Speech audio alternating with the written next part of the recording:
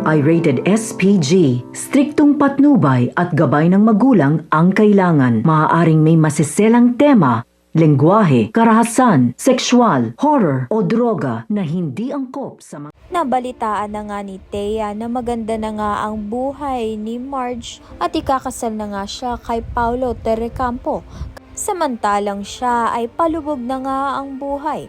Kaya naman nga't sa kasalan ni Paulo at ni Marge, biglang ang susulpot itong si Thea. At dito na nga'y magsisimula na nga siyang sirain ang buhay ni Marge. At pasukin na nga rin ang pamilya Terrecampo.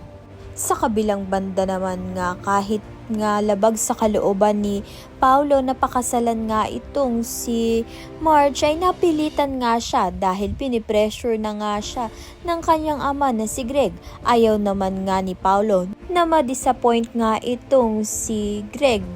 Samantalang nasakta naman nga itong si Edward nang nakita nga niyang ikinasal na nga ang kanyang mahal na babae kay Paulo na kapatid niya. Ramdam nga ni Edward na wala nang nagmamahal sa kanya, pati sarili niya pang ama. Kaya naman nga't yan at iba pa ang dapat nating pakaabangan. Maraming salamat sa iyong panonood.